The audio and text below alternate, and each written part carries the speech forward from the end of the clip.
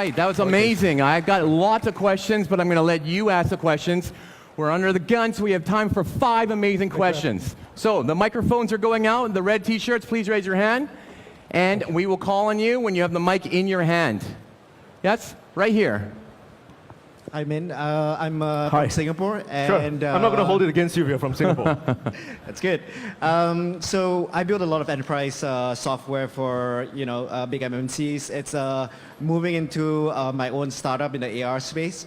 I'm curious as to when you chose your base of operations to be California, why did you do so? And do you think that we as Singaporeans should perhaps, I think you spoke about it before, and not to start off in Singapore and incubate in Singapore?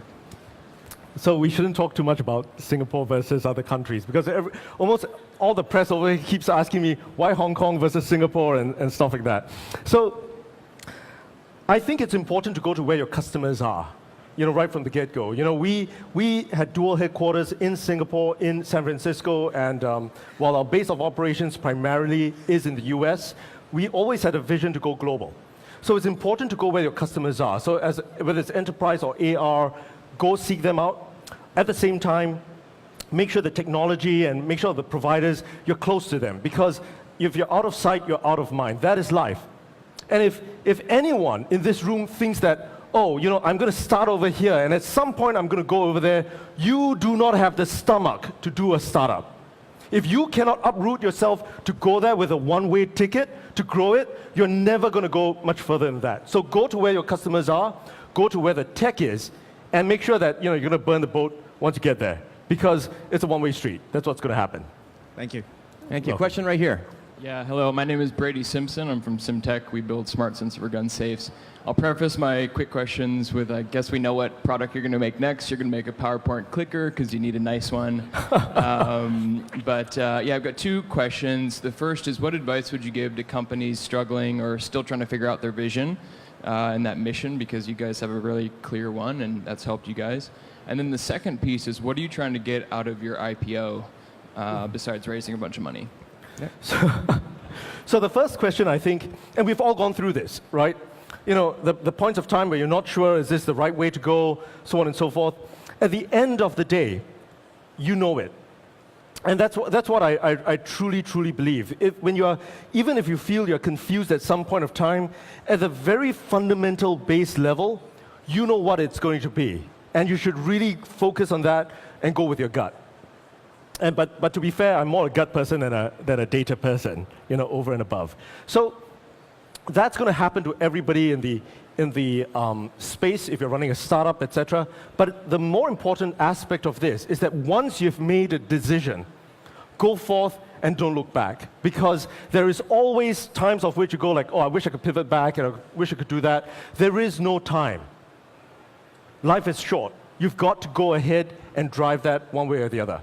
All right, so the second question is on the IPO, for example. Now, I can't speak too much about the IPO because I'm under certain restrictions, and I've got the bankers in the audience over here giving me a look also at the same time. So what I can say is we at Razer have had a reputation of being disruptive. All right? We went into spaces that everyone has said, that's the way everybody does things, and therefore it should be the case. We disrupted the peripheral space, we disrupted the gaming laptop space, we've disrupted the whole gaming space by creating this entire ecosystem. So why Hong Kong, for example? Well, first up, we think that it's a perfect venue, over here, for us to reach out to the investors over here. That's one. We think the investors here are really savvy, and we are kind of disrupting the space by moving ahead. And I've got all kinds of the US friends of mine running US tech companies calling me also at the same time, hey Min, you go ahead first, and if you do well, we're going to come and follow, right? The second thing would be that, and most people don't know this, while we are the #1 brand in the US and Europe, we're also very big in China. And we see so much growth in China, with Hong Kong being a great kind of a stepping stone for us in China. And I think finally we've had great strategic investors, as I've mentioned, that are really helping bringing together strategic relationships. For us, the IPO is just the beginning. There's so much more growth that we're looking at, so much more categories we want to disrupt, and pretty much there's a lot more fun I'm going to have. All right, thank you. Great. Question right over here. Okay. Hi, Min. Thanks for sharing today.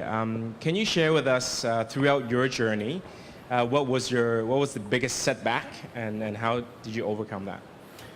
So I get the question a lot, right, about setbacks. And the crazy part about this, I'm either insanely optimistic or I just don't have any perspective of negativity or anything like that. But, you know, I'm a gamer.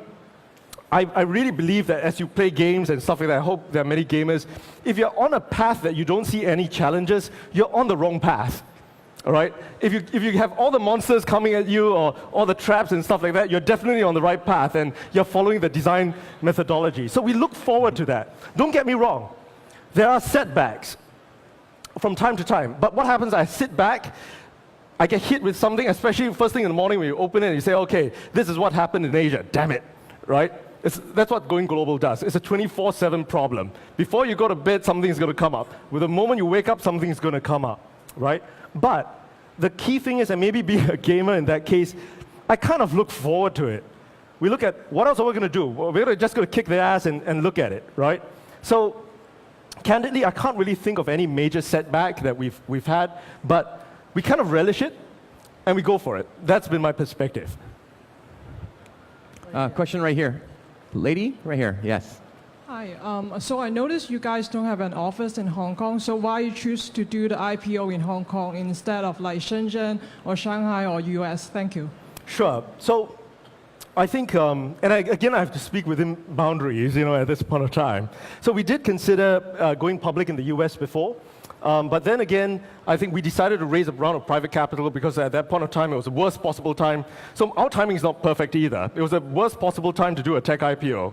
And we had a lot of interest from the private sector, so we decided to take a private round and a couple of private rounds after that. But fundamentally, I think in Hong Kong, you know, as I've mentioned, we have no problems, you know, doing things that other people have not done before. We are probably the first slightly larger American tech company to come to Hong Kong. And we think it's a great venue. We like the investors over here. We believe that the investors over here have the vision to understand what we are trying to do. And we're really picking that. The second, as I've mentioned also, I think over and above, is that we are one of the biggest brands in China. And it's only 12 or 13% of our business right now. We see so much growth going ahead. And China is just and Hong Kong is just a natural venue for us to do that. And strategic investors. And I like Hong Kong. I like the food over here. The food here is pretty phenomenal. I mean, I like that. There's a nice egg tart place near, never mind, you know, where I am. It's called Tai Chiong. Oh, that's good. Okay. So, Yep. who else? One more here. How are you doing? Can you hear me right now? Oh. So my name is Xiao. I'm an entrepreneur myself from China. So I want to know how do you keep your team motivated? I'm sure it's not financial before you raise your capital. And then after you raise your capital, how do you work with the investor to design the motivation package for your teammate? What's the mindset? What's the equation? You make sure you give out enough, maybe the stock option to keep everyone motivated. At the same time, you might not want to piss the investor off by giving out too much. How do you design that? Thank you. Sure. So I think remuneration packages, ESOP plans and stuff like that, it's really, really important. And maybe as a bit of a segue, and I hate to kind of do a segue, but for many of you who may be keen on how to go global, bear in mind that every single different culture is also going to look at it differently. The guys in Asia will look at ESOP differently, employee stock option plans or employee plans. The guys in the US, in San Francisco, will look at it completely differently. The guys in Europe will look at it differently, in Singapore, so on and so forth. It is really hard to tailor a plan that everyone's going to be happy with. Let's just be very, very clear about that. What I would say is, go with the standards, ask around, and it's important to do that, of what the standards are, and then tailor it to your particular field. Tailor it to your particular investor. Speak to them. They have to understand. And even before they come on board, you have to sort all of these things out. Because, you know, for us at Razer, we have always believed in an egalitarian perspective. It doesn't matter if you're in the valley. It doesn't matter whether you're in Chengdu for us. It doesn't matter whether you're in Beijing, etc. We treat everyone equally. And bear in mind, you're not going to make everyone happy. But you can make them understand why. Right? So I think that's really the perspective that we've taken. All right, we're going to have to wrap it up right now. Sorry. Let's give Min a great round of applause. Thanks a lot for your time. Right, thank you very much. So Thank you. if you're from out of town and you're new to Hong Kong, you have a store, a brand new store open, right? Absolutely. So we can go to Causeway Bay. Causeway Bay behind Sogo, 1 Cannon Street. 1 Cannon Street. And if we use the code I love Min, there's a discount, right? Well, you get a special entrance into the store, I think. Okay, great. Okay, thank you. Thanks Right, a lot, man. take Thank it you. easy. Thank Thank you. you. Okay, thanks, Thank man. you again. All right, thanks, everyone.